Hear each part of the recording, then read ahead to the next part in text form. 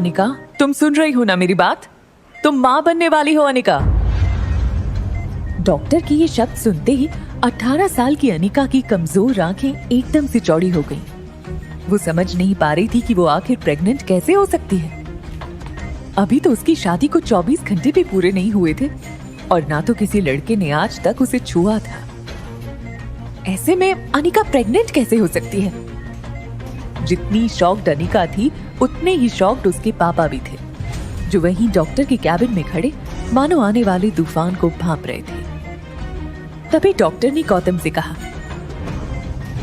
देखिए मिस्टर गौतम गुलेरिया, मैं समझ सकती हूँ कि आप दोनों इस वक्त बहुत परेशान होंगे, मगर आप लोग कोई भी फैसला लें उसके पहले मैं एक बात बता दूं कि प्रेगनेंसी 4 महीने पार हो चुकी है। So abortion is out of question.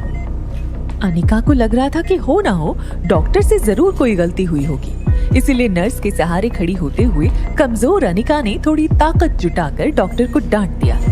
ये आप क्या कह रही हैं? ये नामुमकिन है।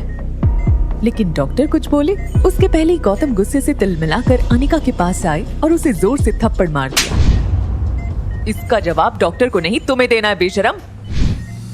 अक्सर कार की बैक सीट पर बैठने वाले गौतम आज अनिका को पीछे बिठाकर खुद ड्राइवर के साथ वाली सीट पर बैठ गए थे, मानो ऐसा करके वो अनिका को अपनी नाराजगी जता रहे हों। अनिका जानती थी कि एक बेटी होने के नाते आज उसने अपने पिता को दुनिया का सबसे बड़ा दुख दिया था, एक बिन ब्याही मां बनकर। इतना दुख उन्हें अनिका की मां के गुजरने पर भी नहीं हुआ होगा। लेकिन ये सब जानते हुए भी अनिका फिलहाल कुछ भी करने के लिए फिजिकली या मेंटली सक्षम नहीं थी। उसका शरीर कार की बैक सीट पर कमजोरी के साथ साथ शर्म से मानो जम गया था।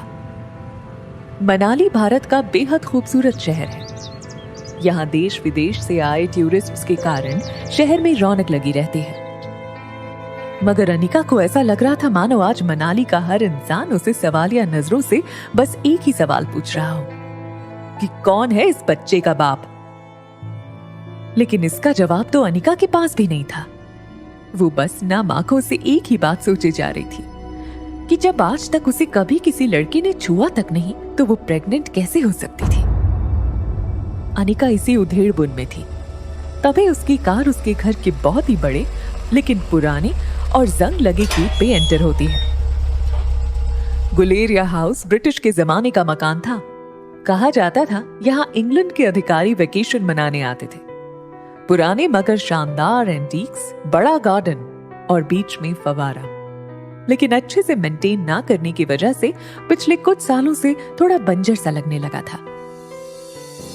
गौतम ने घर में एंटर होते ही अनिका की रिपोर्ट्स को गुस्से से सोफे पर फेंका और अपने सर पे हाथ रखकर एक घुर्राते हुए शेर की तरह हॉल में इधर से उधर टहलने लगे। अनिका कमजोर शरीर और भारी कदमों से गौतम के पीछे पीछे घर में दाखिल हुई। आज अनिका को उसका शरीर रोज के मुकाबले कुछ ज्यादा ही भारी लग रहा था। वैसे अनिका का वजन उसकी उम्र की लड़कियों से कम 3 गुना ज्यादा था। गोल मटोल सा चेहरा, मोटा पेट और ठुड्डी इतनी वजनदार कि अनिका की पूरी गर्दन छिप जाती।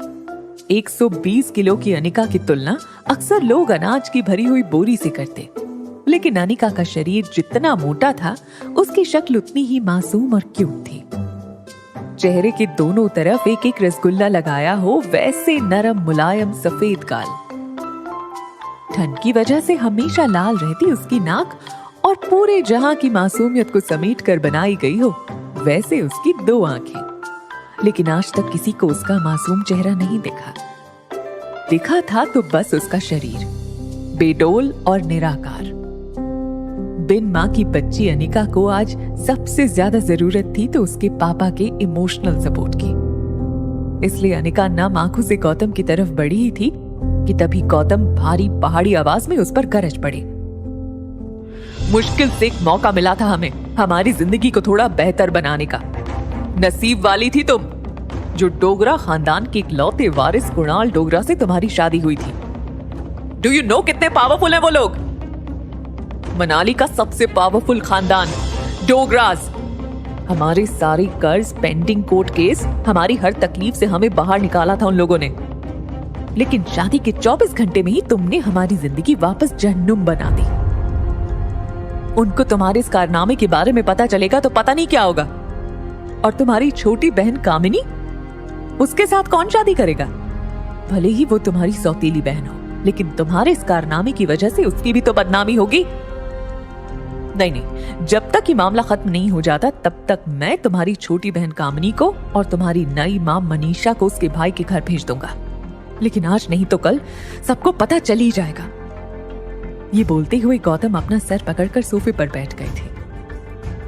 अब उनकी आवाज में गुस्सा कम और डर ज्यादा सुनाई दे रहा था, लेकिन गौतम के आंसू मानो करारे शब्द में बदलकर उसके मुंह से निकल रहे थे। तेरा पति कुणाल तो शादी करते ही 1 घंटे के अंदर ही शहर चला गया था।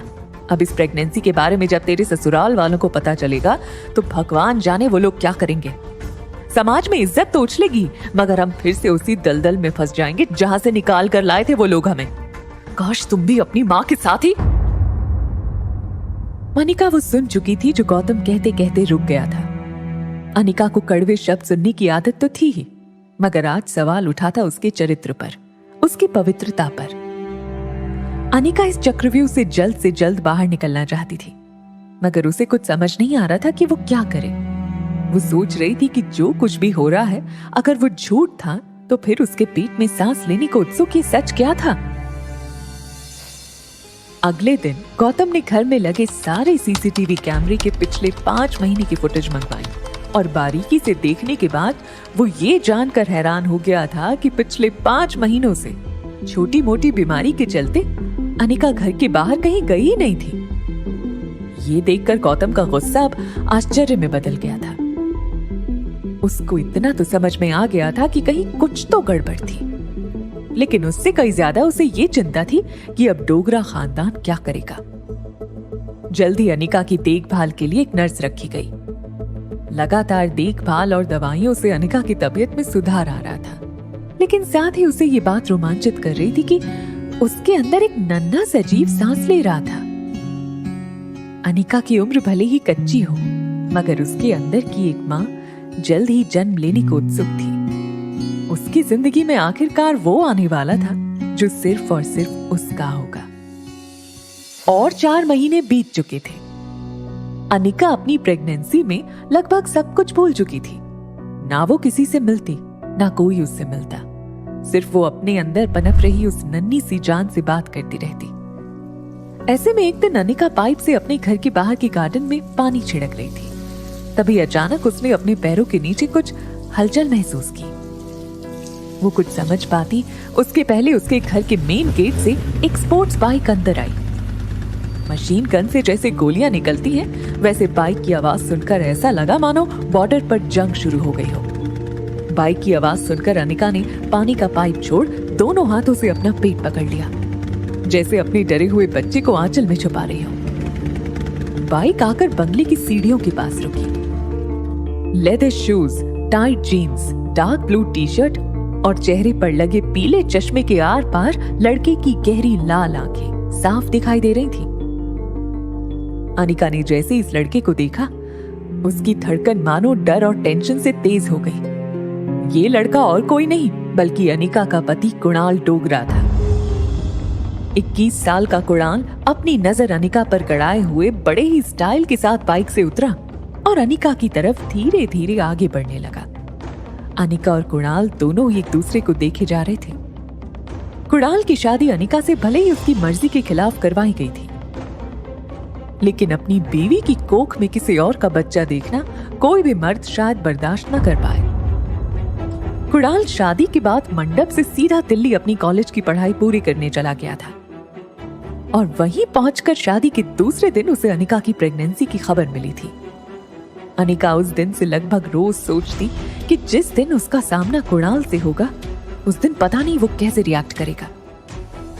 आज जब कुणाल उसके सामने आ रहा था, तब पता नहीं क्यों निर्दोष होने के बावजूद डर और शर्म के मारे अनिका को एक अजीब सी बेचैनी महसूस होने लगी थी। अनिका तुरंत अपने पापा को फोन लगाती है, लेकिन उनका फोन नहीं लग रहा था। कुणाल को अपनी ओर बढ़ता देख अनिका की घबराहट इतनी बढ़ गई थी कि वो डर के मारे बड़बड़ाने लगी, वो पापा तो नहीं है घर पे। ऐसे में कुणाल अनिका के सामने आकर एरोगेंस से खड़ा था। वो अनिका को ऊपर से नीचे तक देख रहा था। सूजा हुआ चेहरा, 8 महीने की प्रेगनेंसी वाला मोटा पेट, गद्दी जैसे मोटे हाथ और पांव। प्रेगनेंसी की वजह से अनिका पहले से भी ज्यादा मोटी नजर आ रही थी। अनिका को देखकर कुणाल ने अपने होठों को दबाया और एक गहरी सांस लेकर जोर से जमीन पर थूक दिया। ये देखते ही अनिका की कमजोरी मानो अचानक से वापस आ गई हो।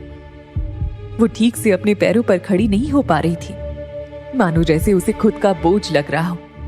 कुणाल गुस्से में घूरते हुए जैसे जैसे आगे बढ़ रहा था, वैसे वैसे अनिका एक डरे सहमे मेमने की तरह घबरा कर पीछे होती जा रही थी।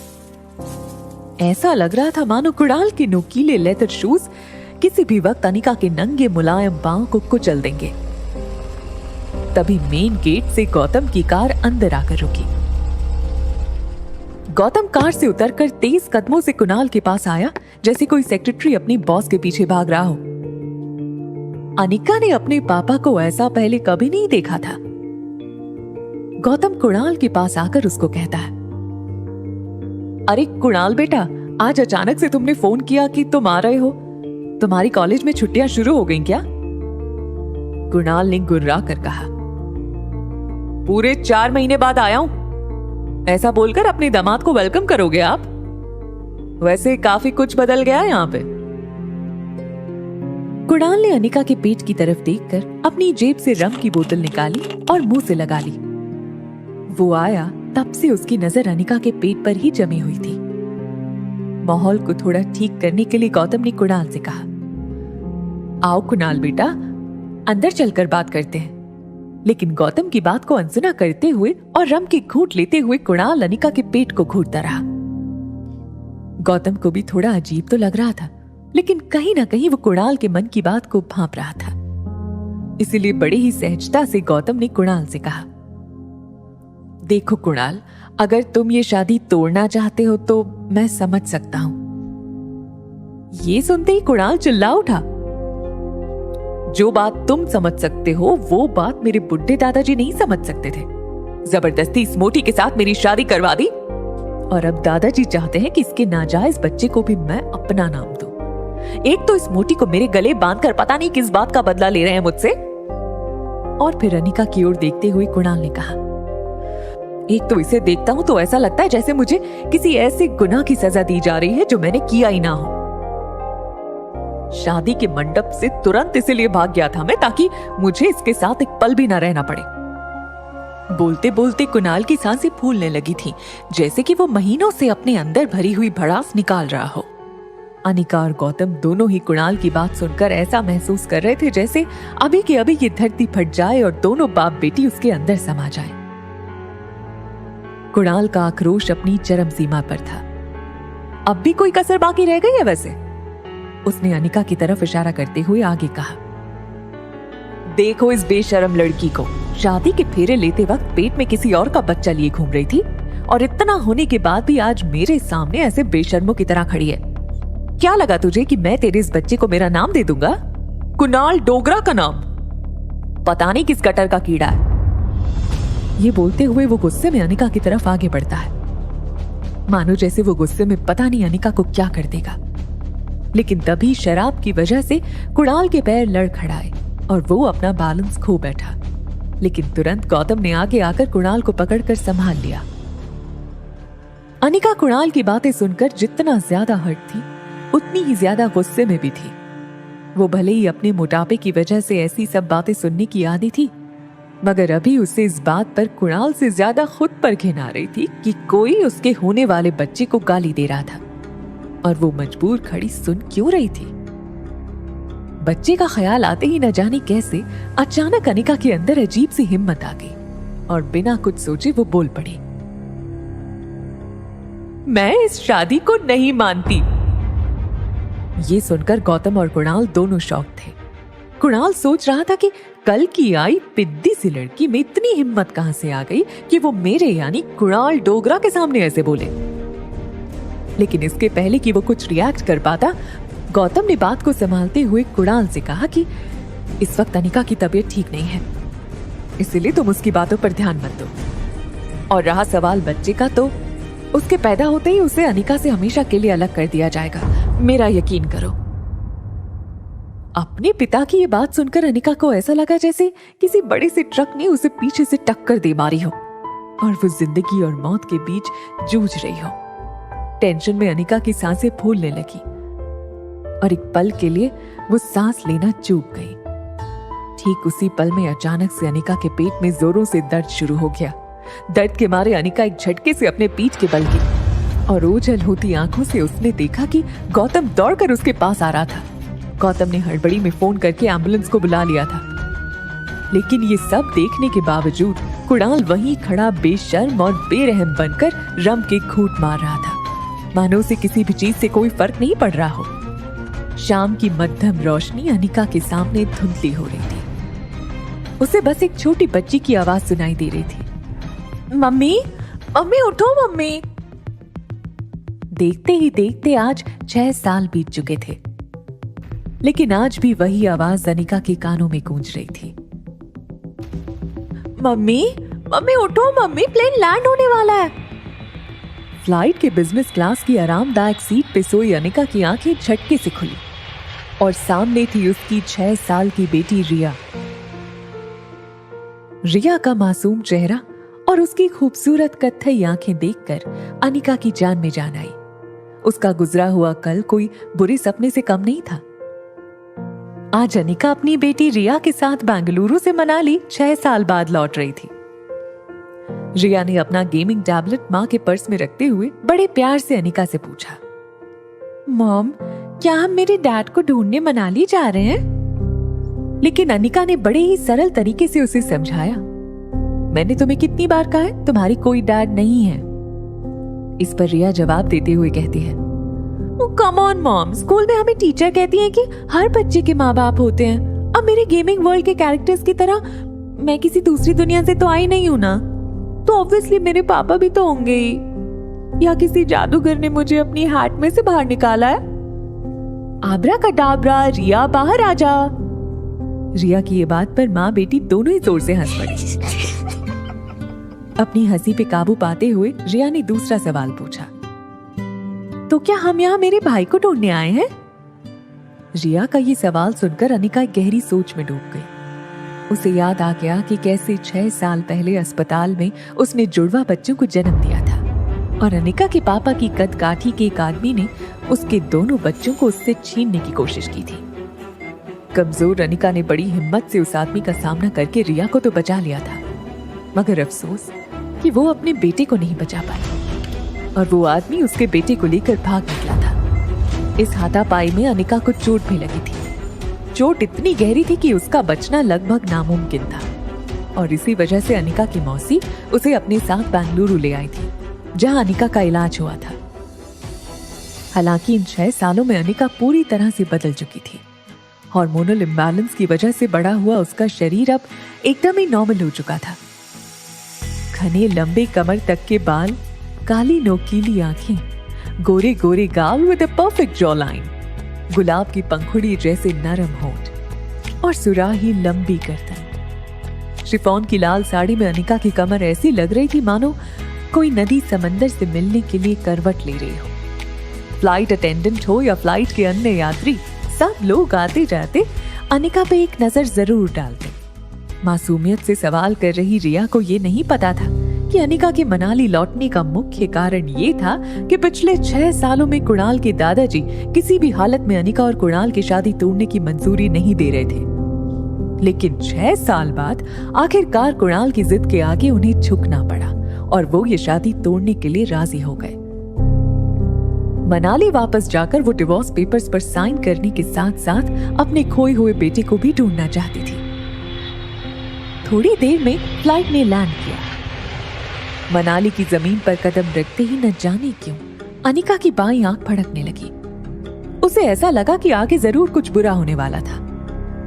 वो ये सोचकर लगेज काउंटर की तरफ बढ़ ही रही थी कि तभी उसकी नजर पीछे की तरफ पड़ी, जहां फ्लाइट के सभी यात्री मुस्कुराकर उसी को देखते हुए आगे बढ़े जा रहे थे, मानो सब उसकी खूबसूरती में गुम होकर उसके पीछे पीछे चले आ रहे हों। अनिका थोड़ी कॉन्शियस होकर और रिया को संभालते हुए फटाफट आगे चलने लगी। लगेज काउंटर पर से जैसे ही अनिका अपना लगेज लेने के लिए झुकी, फटाक से 3 और लोग भाग कर आए और उसका लगेज उठाकर अनिका को देने लगे, मानो सब इसी बहाने अनिका से बात करने की कोशिश करना चाहते हो। अनिका चुपचाप अपना लगेज ट्रॉली पर डालकर और रिया का हाथ पकड़कर एयरपोर्ट के बाहर की तरफ निकलने लगी। तभी उसके फोन पर उसके पापा गौतम का फोन आया। अनिका के फोन उठाते ही गौतम ने बिना कोई खैर खबर पूछे अनिका से कहा, कुणाल तुम्हें लेने एयरपोर्ट आ रहा है, उसके साथ सीधे घर आ जाना। यहाँ तुम्हें 2 पेपर साइन करने हैं, एक डिवोर्स पेपर्स और दूसरे वो। इतना कहकर गौतम अटक गया और फिर सोचकर आगे कहा कि खैर तुम घर आओ, मैं तुम्हें सब बताता हूँ। अनिका ने भी बिना कुछ कहे ही फोन काट दिया। जैसा कि गौतम ने कहा था, कुणाल एयरपोर्ट के बाहर बड़ी ही बेसब्री से अनिका का वेट करते हुए खड़ा था। 6 सालों में कुणाल भी काफी बदल चुका था। अब वो एक स्टूडेंट नहीं बल्कि एक बिजनेसमैन था। डार्क ब्राउन कलर का कड़क सूट, शार्पली कटे हुए और जेल से सेट किए हुए बाल और ट्रिम की हुई दाढ़ी में कुणाल की पर्सनालिटी तो निखर रही थी, मगर उसके तेवर अब भी वही थे, रूड और एरोगेंस से भरपूर। वो तो कनिका का इंतजार भी सिर्फ इसलिए कर रहा था क्योंकि उसे जल्द से जल्द कनिका से मुक्ति चाहिए थी। कुणाल ने एक पैर जमीन पर तो दूसरा पैर रेलिंग पर टिकाया हुआ था, जिसे वो कॉन्स्टेंटली हिला रहा था। एग्जिट डोर की तरफ देखते हुए कुणाल ने बड़ी ही बेसब्री से अपने ड्राइवर से कहा, आज तक इस दुनिया में किसी आदमी को डिवोर्स मिलने की इतनी ज्यादा खुशी नहीं हुई होगी। किसी भी कीमत पर आज ही उस मोटी से मैं डिवोर्स पेपर्स पर साइन करवा लूंगा। कुणाल की ड्राइवर राजू ने बीड़ी फूंकते हुए कहा, आप फिक्र मत कीजिए, आज सुबह सुबह ही मैं माता के दर्शन करके निकला हूँ। मैंने भगवान से प्रार्थना की है कि आज आपकी 6 सालों पुरानी ये मनोकामना पूरी हो। आज आपके पेपर साइन हो ही जाएंगे। ये सुनकर कुणाल ने बड़े ही कटीले अंदाज में कहा, अब सिर्फ डिवोर्स नहीं चाहिए, अनिका की कंपनी भी तो चाहिए जो उसकी मरी हुई माँ उसके नाम करके गई थी। राजू, जिसने अपने हाथ में अनिका के नाम का बोर्ड पकड़ा हुआ है, वो उस बोर्ड को सीधा करते हुए कहता है, अरे वो फैक्ट्री भी मिल जाएगी, फिक्र नॉट।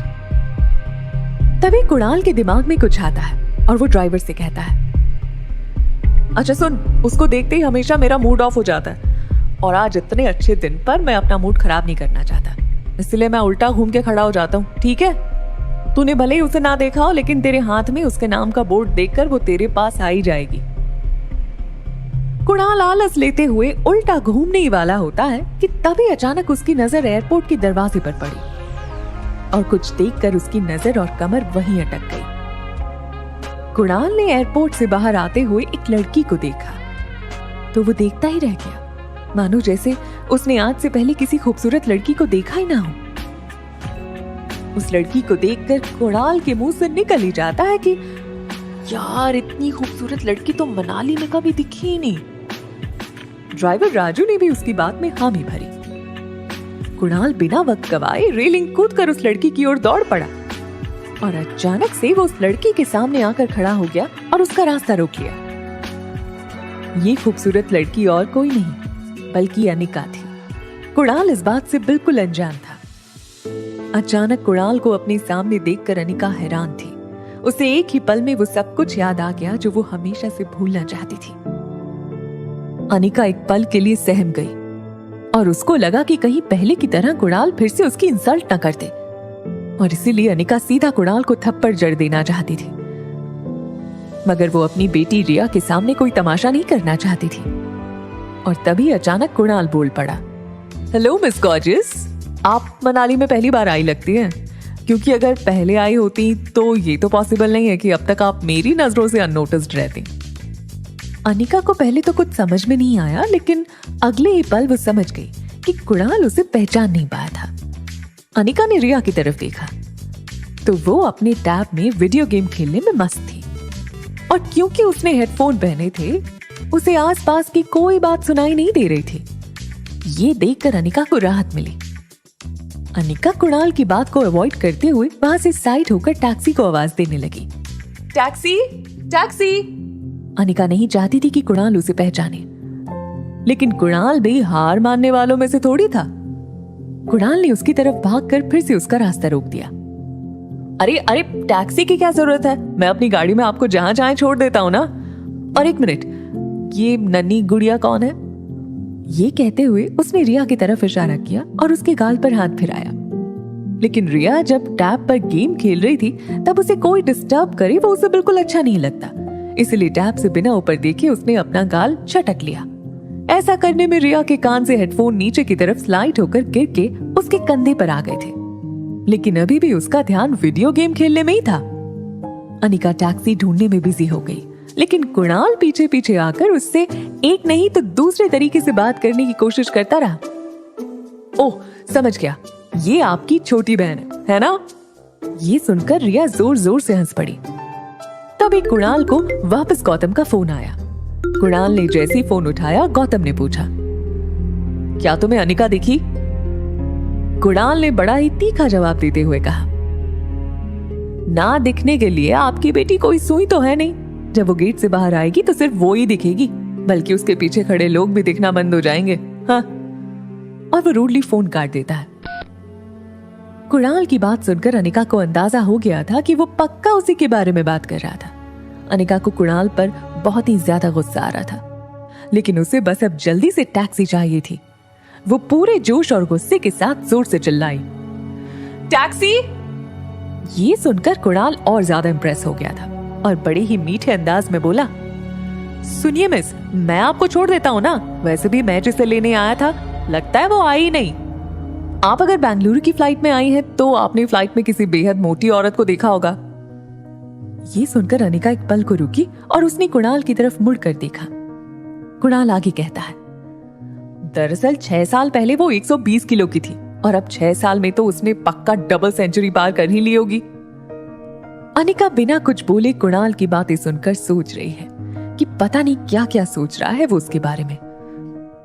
अपनी बातों को सुनते हुए कुणाल अनिका को देखता है तो वो उसे इम्प्रेस करने के चक्कर में और उसे हंसाने के लिए आगे कहता है, वैसे मुझे लगता है कि फ्लाइट वालों ने उसे बिठाने से मना कर दिया होगा। कहा होगा कि अगर तुम बैठोगी तो फ्लाइट कैसे उड़ेगी। कहते हुए वो खुद भी हंसता है और उम्मीद करता है कि उसके जोक से अनिका को भी हंसी आएगी, लेकिन अनिका बड़े ही ठंडे तरीके से उसको देखती रही। अनिका को हंसता हुआ ना देखकर कुणाल ने भी अपनी हंसी को रोका और बोला, अजी छोड़िए, मैं भी किसकी बातें लेकर बैठ गया। कहाँ आप और कहाँ वो। तभी एक टैक्सी अनिका के पास आकर रुक गई। दूसरी तरफ पीछे से कुणाल का ड्राइवर हाथ में अनिका गुलेरिया का बोर्ड लेकर दौड़ा चला आ रहा था। वो आकर कुणाल के बाजू में खड़ा हो गया, मानो वो कुणाल को कुछ बताने आया हो। अनिका ने जल्दी जल्दी में रिया को टैक्सी में बिठाया और खुद जब टैक्सी में बैठने जा रही थी तब कुणाल ने थोड़ा मायूस होते हुए कहा, वैसे आपको मनाली में किसी भी चीज की जरूरत हो तो सिर्फ एक ही नाम याद रखिएगा, कुणाल डोगरा। किसी से भी मेरा नाम पूछिएगा, मेरे घर तक छोड़ जाएगा आपको। टैक्सी वहां से निकलने ही वाली थी कि तभी कुणाल ने टैक्सी रोकी और विंडो के पास झुककर बड़े ही फ्लर्टियस अंदाज में कहा, अरे मिस आप नाम तो बताती जाओ। ये सुनकर अनिका ने कुणाल को देखते हुए अपनी आंखों से काला चश्मा निकाला और बड़े ही तेज और कटीली नजर से कुणाल को देखते हुए बिना किसी भी हाव भाव से धीरे से कहा, अनिका गुलेरिया।